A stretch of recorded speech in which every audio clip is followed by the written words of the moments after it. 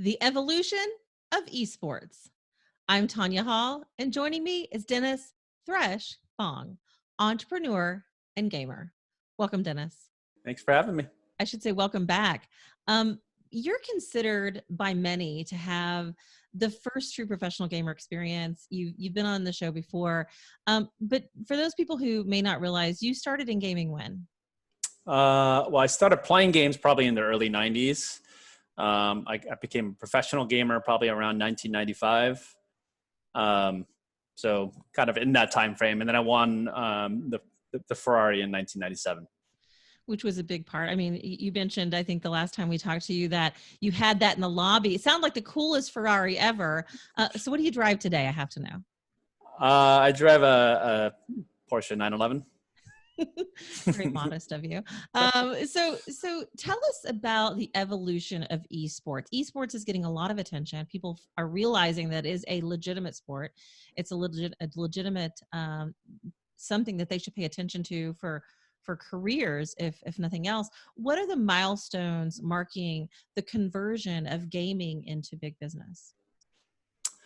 Gaming as a whole or esports specifically? I would say esports specifically. Okay. I think the rise of esports was really the convergence of several things. I think number one, the accessibility of the game and quality of the games, I think was a big deal. We talked about it last time, which was, you have really high quality games that are free. Obviously having to drop 50 or $60 was a big hurdle for a lot of people. You have games like League of Legends that are entirely free to play, or Apex Legends. Now that's pretty popular. The hardware, you didn't need a super high-end $5,000 PC to play these games. You could just boot up on almost any laptop and be able to play a lot of these games, which is a big deal. I think the content creation platforms like Twitch and of course YouTube, because it gave a lot of these gamers, the players, a voice and the ability to make money. Outside of just sponsorships and tournaments. And I think that's a really big deal, because, if you're just living off of prize money as an example, which is actually the vast majority of esports players for a long time, you can go months, sometimes a year without making money, but you still have to pay for travel. You have to do, you have to do all this, you still have to train, you still have to do all that stuff. So you could have years where maybe you're losing money, which is kind of crazy when you think about it. I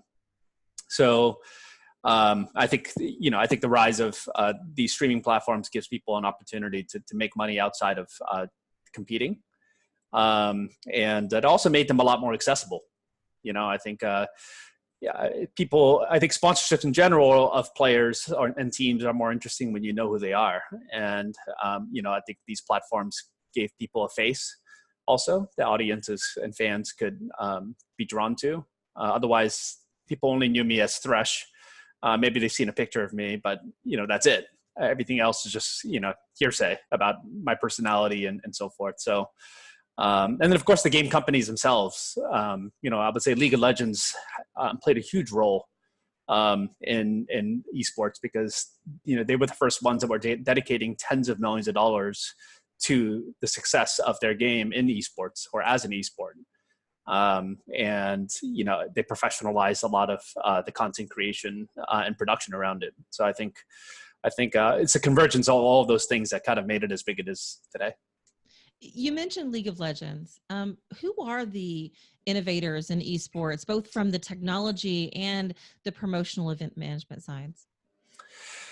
I've always, I think whenever anyone asks me, I always respond by saying Riot Games, who make League of Legends, are probably the most responsible for the success of esports because, as I just said, they really professionalized how the competitions were held. They were the first ones to offer salaries to all the players. So, they at least gave a minimum salary for everybody to live off of. The production value of their events was extraordinary. I mean, if you've never been to a League of Legends World Finals, you should, because it's by far the highest production value of any esport event in the world, and has been for many, many years. and also the production value of the streaming and the season itself. I think having seasons even, which League of Legends was one of the first ones to have, made a big difference, because previously it was just a bunch of tournaments.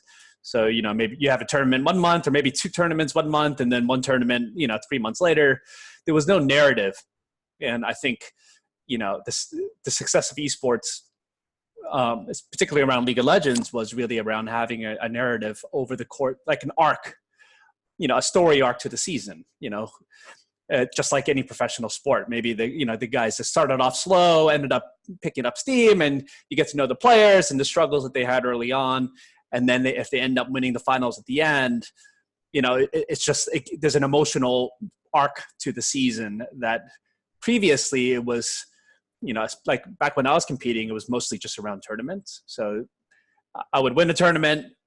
There's no upcoming tournament for a few months. So like kind of the buzz around the game and esports in general dies down until the next one happens. Whereas what League of Legends did was, there's a preseason, there's a whole arc to the season, there's a schedule, there's a world finals, there's a playoffs.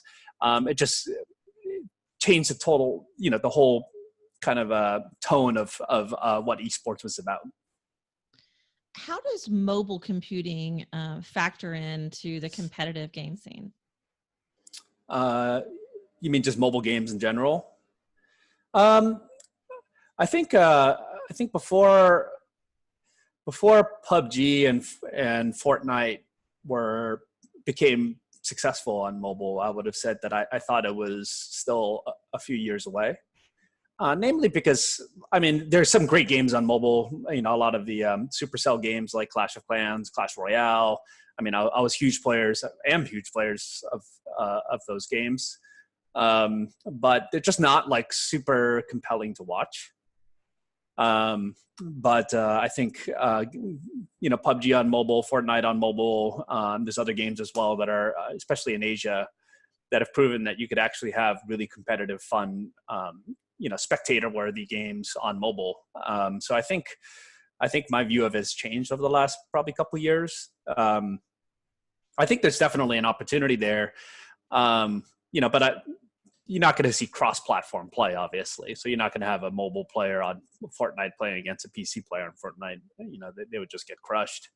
But I think there's, it's a matter of time before mobile esports is huge. I think you're already seeing some games that are starting to build up a good audience around them.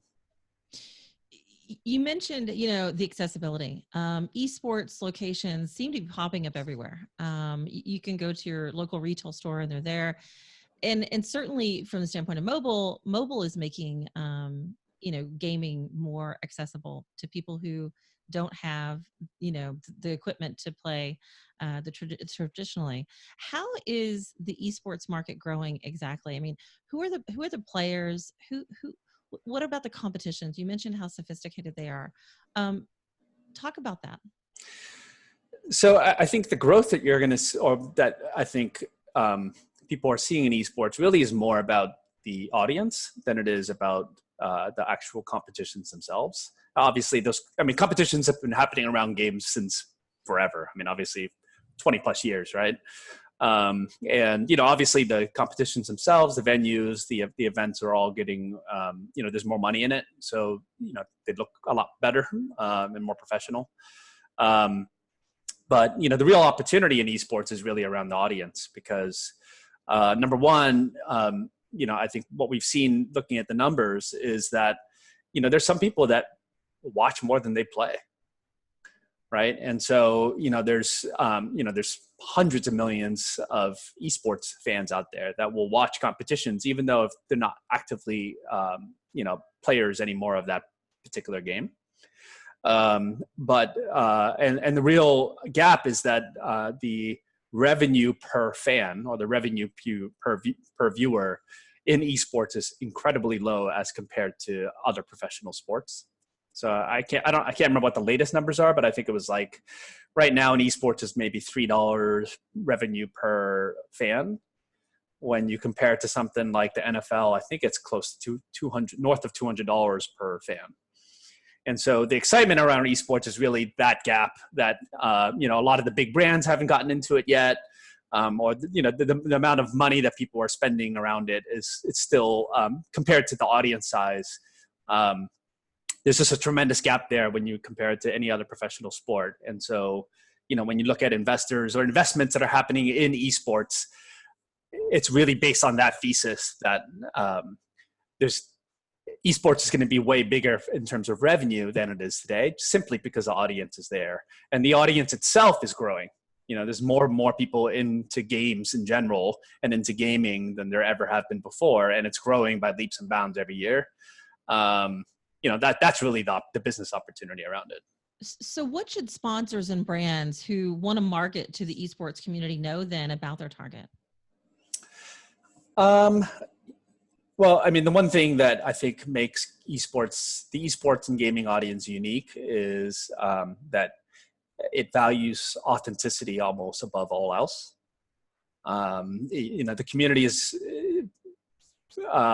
pretty fickle when it comes to that stuff. They don't like being, you know, advertised to, especially in a way that is not, you know, if you can't package something as like being authentic when you're actually, it's a sponsor, it's a sponsorship. And, you know, I think a lot of brands, when they first get into the space, think that it's okay. And that they'll, you know, they'll find out pretty quickly that there's a ton of backlash around it. Because I think, you know, streaming, you know, things like Twitch and Facebook and YouTube and stuff have just made, it gives you direct access to your favorite players and your favorite streamers and entertainers. And, you know, that's what they value, is that authenticity, or certainly authenticity to your character. So like Dr. Disrespect, who's obviously a very famous streamer. He has a certain character that he plays on stream, who's, you know, he's over the top, but, you know, he has to be authentic to that character as well. So it's not about just blanketing, you know, the space with a bunch of advertising. You have to really think about the message that's going to resonate, that's authentic to your brand and authentic to, you know, the brands or the personalities that you're working with. And I think that's super critical to be successful in this space. All right, Dennis, how do you see esports growing or changing in the near future? You know, to be honest, I don't know if esports needs any fundamental changes. I mean, I think a lot of people will incorrectly assume that esports needs television to be successful. You know, I mean, part of, you know, I think a lot of brands, certainly, you know, consumer brands kind of view television as being what gives you credibility. And, you know, but in esports in particular, and in the gaming, you know, the gaming community doesn't really feel that way. Because what's cool about esports and gaming and the format that it's being presented is that you can also, there's like a live interaction engagement component to what you're watching on screen, you know, whether it's the chat or what have you. And, you know, I think watching on a television, you miss that. You know, so, and I think a lot of people who watch competitions and stuff on Twitch or wherever stream it to their televisions, you know, but they may still have their keyboards and stuff that they, you know, where they're interacting with those, you know, those things. So I think the big misconception is that gaming needs television to be successful. It definitely does not. I don't believe it does, but I don't, you know, certainly it doesn't hurt. It does, you know, as I said, there is that revenue gap in gaming or esports that still exists. And it's some of the biggest consumer brands either haven't put their foot in the water yet or are doing it in a really small way as compared to their overall marketing budget. So there's still room to grow there.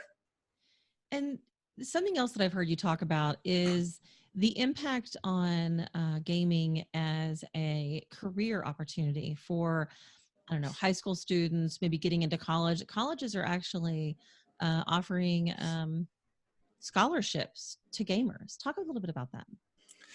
Yeah, I mean, when you look at most sports, professional sports, or sports that are not quote unquote professional, but are in the Olympics or what have you, there's always kind of like, I mean, you can think about it as like a feeder system, right? You look at football, there's like Pop Warner football or Pee Wee football, and then to Pop Warner, and then you get into, whatever, junior high school teams, and you have coaches, and, like there's a system that feeds into kind of progressively into the professional, quote unquote, professional league eventually, if you make it that far. And along the way, there's a lot of infrastructure. So not just infrastructure in coaching and stuff that teaches you how to act and behave and teaches you how to learn and be coached. But also, I guess I think of it as opportunities that you wouldn't otherwise get. So you may get into Harvard because you made their soccer team, as an example, right? Like, those opportunities don't exist completely in gaming today. I mean, there are some schools that offer scholarships. It'd be awesome if every school had it, because, gaming and esports is as competitive as any other sport that I can think of that would have the opportunity to earn scholarships in a lot of these places. But it's not just opportunity to eventually get into a professional league, but it's also, I think of it as a fallback, right? Like if you get into the Harvard esports team, you're getting a Harvard education. And if, like the esports thing doesn't work out, you still end up with a Harvard education.